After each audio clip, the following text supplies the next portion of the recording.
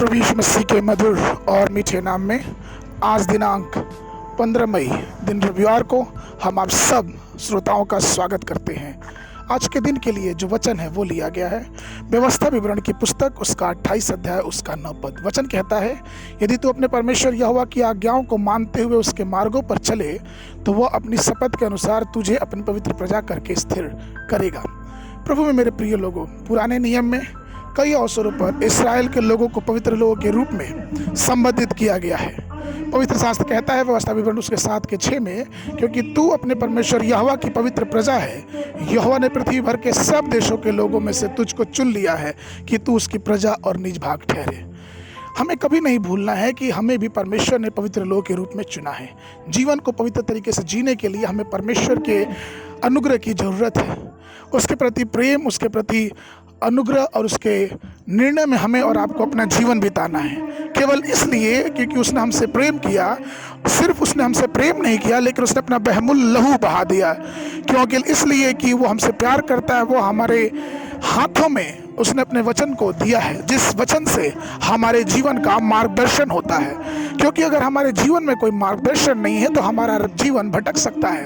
और प्रभु का धन्यवाद है, पहला थिस्सलुनीयों की पत्री उसके 5 के 23 में वचन कहता है कि शांति का परमेश्वर आप ही तुझे पूरी तरह से पवित्र करे और तुम्हारी आत्मा और प्राण और देह हमारे प्रभु यीशु मसीह के आने तक पूरे और निर्दोष सुरक्षित रहे।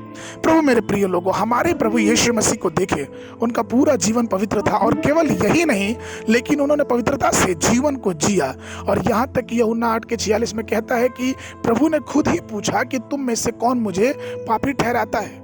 उन दिनों में फरीसी, सदुकी, शास्त्री सब लोग प्रभु पे दोष लगाना चाह रहे थे, लेकिन परमेश्वर का वचन कहता है कि उस पर कोई भी दोष नहीं खोज पाया।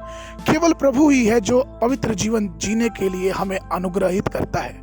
इसलिए आइए हम उस परमेश्वर के हाथ पकड़ के धार्मिकता के मार्ग पे चले। जैसा भजन संहिता 23 के 3 में कहता है कि वो हमें अपने धर्म के मार्गों में लेके चलता है। शैतान हमारे पास कई प्रकार की पाप, पूर्णता, अनैतिकता, दुष्टता और आकर्षित करने वाले हजारों रास्ते हमारे सामने खड़ा करता है। जैसे फिल्में, वीडियो, टेलीविजन कार्यक्रम, फालतू की चर्चाएं और हर बात के समय ठोकर खिलाना चाहता है। हमें गुप्त रूप से अपराध, दिखावा, वासनापूर्ण और मनुष्य को हमेशा पाप की तरफ लेके जाता है। लेकिन मैं आपको बताऊं कि यदि हम और आप उस परमेश्वर के वचन की तरफ आकर्षित होते हैं जो पवित्रता का एक स्वरूप है, तो परमेश्वर हमें अनुग्रहित करता है।